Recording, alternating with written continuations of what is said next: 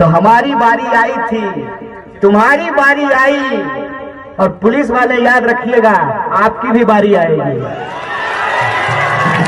डंडा चलाते हैं आप हमारे ऊपर, याद रखिएगा ये सरकार जब आपका पेंशन बंद कर देगा ना, तब आपके लिए बोलने वाला कोई नहीं होगा। ये याद रखिएगा कि ये ऐसे लोग हैं जो इस देश के आम आवाम को आपस में लड़ा करके इस देश को बेचना चाहते हैं। इस बात को आप अपने दिमाग में डाल लीजिए। इस देश के एक एक इंच जमीन को अपने मालिकों के हाथ में गिरवी रख देना चाहते हैं भाजपाई लोग। हमको इंतजार है इस बात का सर, हम आपको बता रहे हैं। अभी पंजाब हरियाणा का लोग हमको मैसेज करके बोलता है कि सर गलती हो गया। भाजपाई रोते रोते मेरे पास आएगा, कहेगा सर गलती हो गया, आपका बात नहीं समझे थे। हम इंतजार कर रहे हैं उस दिन का, आपको हम बता देते हैं। हमको मोदी जी से कोई दुश्मनी है क्या? हमको इतना फुर्सत है? माए बाप इसीलिए हमको पढ़ाया लिखाया, माए बाप हमको इसीलिए पीएचडी कराया कि हम प्रधानमंत्री से दुश्मनी पालते चले। हमको इतना फुर्सत है कि हम अमित शाह से इतना दुश्मनी करें। अमित शाह के बेटा को देखे हैं कैसा लगता है? नहीं, मेढक मत बोलिए। किसी भी इंसान के ऊपर व्यक्तिगत टिप्पणी नहीं करनी चाहिए। कभी उसको कोई मेढक कह देता है, कभी सुअर बोल देता है।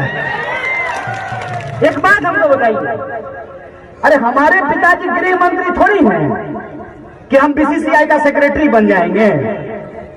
जया शाह के पप्पा देश के गृह मंत्री हैं, तो वो बीसीसीआई के सेक्रेटरी बन गए। हम तो गरीब घर में पैदा हुए हैं, हम तो पढ़ाई लिखाई करेंगे, नौकरी करेंगे, नेतागिरी करने का फुर्सत है हमको। प्रधानमंत्री जी से कोई व्यक्तिगत दुश्मनी नहीं है। दिक्कत यह है कि हम आपके टैक्स के पैसे से इस बात को पढ़ लिख करके समझ गए कि ये आदमी देश का चौकीदार नहीं है, ये अंबानी का दरबार है। इस बात को हम समझ गए कि ये जब भी कहता है देश नहीं झुकने दूंगा, हम समझ जाते हैं कि देश को बेचने का नया तैयारी शुरू कर दिया है। एक बात हमको सोच करके बताइए, कहते हैं कि किसानों की भलाई के लिए कानून लाए हैं। आए बाप, कैसा भलाई है कि किसान कह रहा है नहीं बाबूजी हमको ही भलाई नहीं चाहिए, माए बाप अपना भलाई अपने पास रख लीजिए। आई जबरदस्ती कर रहे हैं, हम आपका भलाई करवे करेंगे। थोड़ा मामला समझ लीजिए कि क्या है। कहते हैं कि विपक्ष का नेता लोग भड़का दिया किसान को। भारी बुड़वक आदमी है जी। विपक्ष का नेता अगर जनता को भड़का सकता है तो बोलिए आपका वोट लेकर के प्रधानमंत्री नहीं बन जाते हैं? विपक्ष के नेता का बात कौन सुनता है? बात तो लोग मोदी जी का सुनता है। कभी मन का करते हैं, कभी दिल का करते हैं, कभी आसमान का, कभी पताल का। देश तो प्रधानमंत्री को सुनता है। और चापलूसी करते करते कोई पत्रकार इतना दूर निकल जाता है कि देश का सबसे लोकप्रिय नेता नहीं बोलता है, विश्व का सबसे लोकप्रिय नेता बोलता है। अरे ठीक है, विश्व के सबसे लोकप्रिय नेता जब इस देश के प्रधानमंत्री हो तो वो अगर एक बात आकर के बोलेंगे और नहीं बोलेंगे तो रो देंगे, जनता तुरंत उनकी बात को समझ जाएगी। एक सवाल जो वो बोल रहे हैं बार बार कि किसान नहीं समझ रहे हैं, तो आप समझा दीजिए। आप अपने कृषि मंत्री को नहीं समझा पा रहे हैं और कह रहे हैं कि देश के किसान नहीं समझ रहे हैं। जब कोई भाजपाई आपको पान के दुकान पर मिले और आपको कहे कि कृषि कानून बहुत अच्छा है, तो कहिए हाँ अफसोस इस बात का है कि आपका कृषि मंत्री नहीं समझ पाई थी। याद है कि नहीं है? कृषि मंत्री इस्तीफा दे चुकी हैं। जब ये कृषि कानून आया तो इसके विरोध में वो एनडीए की कृषि मंत्री थी, कांग्रेस की कृषि मंत्री नहीं थी, वो इस्तीफा दे दी है। याद है कि नहीं है? शॉर्ट टर्म मेमोरी लॉस नहीं हुआ है ना? तो याद कर लीजिए, हम लोग देश के किसानों को नहीं भड़का रहे हैं सिपाही जी। दरोगा जी आप भी सुन लीजिए, देश के कृषि मंत्री ने कृषि कानून के विरोध में इस्तीफा दे दिया। बोलिए क्यों? क्या उनको भी समझ में नहीं आया? कानून जब लिख रहे थे तो कृषि मंत्री को कान में घुट्टी ठीक से नहीं पिलाए थे, क्यों इस्तीफा दे दिए? दूसरा बात जो बहुत जरूरी है, ये कहते हैं कि ये कानून हम इसलिए ला रहे हैं ताकि किसानों की भलाई हो, उनकी आमदनी दुगुनी हो। तो उस संबंध में एक बात आपको बता देता हूं। बिहार में 2006 में मंडी समाप्त कर दिया गया। क्या बोल करके कि मंडी समाप्त कर देंगे तो किसानों का भलाई हो जाए। आप लोग किसान हैं ना? 2006 में मंडी समाप्त हो गया, आपका भलाई हुआ।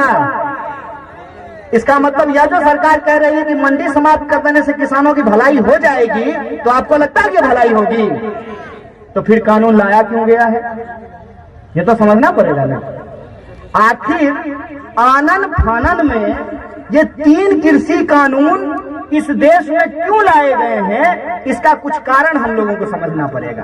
पहला बात तो ये, जो दुकान के बाहर बड़का बड़का बोर्ड लगा होता है सेल सेल सेल, तो बुतरू लेकर के जो बच्चा लेकर के जो माए बाप जाते हैं बाजार, तो सेल लिखा हुआ दुकान में सब पहले घुस जाते हैं।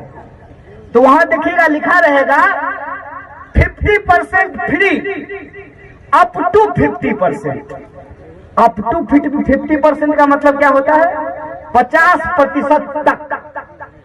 अब बड़का बड़का जो है ऐड आता है अखबार में कि 30,000 में ही मोटरसाइकिल मिलेगा, हर एक माल 10 रुपया। 30,000 में मोटरसाइकिल मिलेगा और स्टार लगा करके अखबार के कोना में तनी तनी को अक्षर में एकदम माखी मुंडी जैसा लिखा रहता है, शर्तें लागू। कभी आप सोचे हैं कि ये 3 कानून एक साथ क्यों लाया गया है? अरे किसानों की भलाई करनी थी तो एक वो कानून ला करके एकदम भरपेट भलाई कर देते किसान का। ये 3 कानून साथ में क्यों लाया गया है? असल खेल यहीं पे है। पहला कानून में ये कह रहे हैं कि मंडी समाप्त कर देंगे, दूसरा कानून में कह रहे हैं कि किसानों के खेत को ठेका पे दे देंगे, और तीसरा कानून में ये कह रहे हैं कि अब एसेंशियल कमोडिटी मतलब आवश्यक वस्तुओं की भी काला बाजारी जायज होगी। समझे? अब समझ लीजिए खेला। पहला में कह रहा है कि मंडी समाप्त हो जाएगी, मतलब एमएसपी की गारंटी करना सरकार की जिम्मेवारी नहीं है। प्रधानमंत्री जी आए, बांह समेट करके पार्लियामेंट में बोले एमएसपी था, है और रहेगा। हे गुरुदेव, लिख दीजिए एक लाइन कानून में, क्या दिक्कत है? एक लाइन कानून में लिख देने में क्या दिक्कत है? प्रधानमंत्री जी के शब्दों में कि एमएसपी था, है और रहेगा, क्यों नहीं लिख रहे हैं? यहीं पे खेल है। खेल ये है कि मिनिमम सपोर्ट प्राइस है, ये मिनिमम सेलिंग प्राइस नहीं है। जूता के दुकान में जब आप जाते हैं तो आप जूता का दाम तय करते हैं कि दुकानदार तय करता है? बोले कौन तय करता है? किसान अपने फसल का दाम तय कर सकता है? क्यों? टमाटर आप अपने खेत से तोड़ लीजिएगा, हम फैशनेबल के सामने हैं गुरु, हम खेती किसानी देखे हैं। टमाटर आप अपने खेत से तोड़ लीजिएगा, बाजार लेकर के जाइएगा, बाजार में जो आपको कीमत मिलेगा उसी कीमत पे आप बेच करके लाइएगा। आपके पास कोई उपाय है?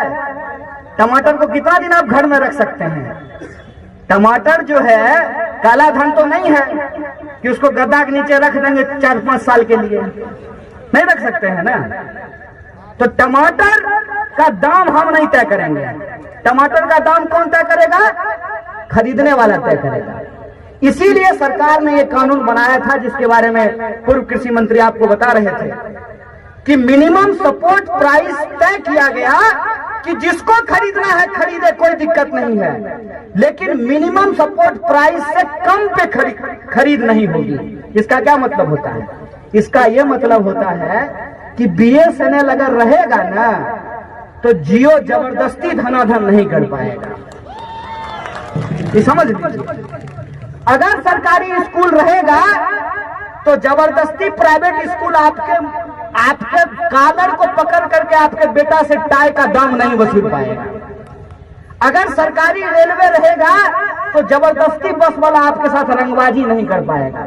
इस बात को समझिए कि सरकारी चीज का होना क्यों जरूरी होता है। सरकारी चीज का होना इसलिए जरूरी होता है कि सरकारी चीज के दाम के अनुपात में ही प्राइवेट वालों को अपना दाम रखना पड़ता है। अरे जिसके पास पैसा है वो तो किसी प्राइवेट अस्पताल में जाकर इलाज करा सकता है, जिसके पास पैसा है वो तो किसी प्राइवेट स्कूल में जाकर के अपने बच्चों को पढ़ा सकता है, और जिसके पास पैसा है वो अपने घर पे ही चाहे तो जियो का टावर लगवा सकता है। हो सकता है कि नहीं हो सकता है? स्विमिंग पूल अगर हमको पैसा होगा तो हम घर में स्विमिंग पूल बनवा लेंगे, लेकिन आप अगर नदी बेच दीजिएगा और कल को अगर हम भैंस धोने के लिए जाएंगे तो सिपाही जी वहां डंडा लेके खड़ा हो जाएंगे कि पहले टैक्स दो तब भैंस धोने देंगे। इस बात को आप समझिए कि पूरा मामला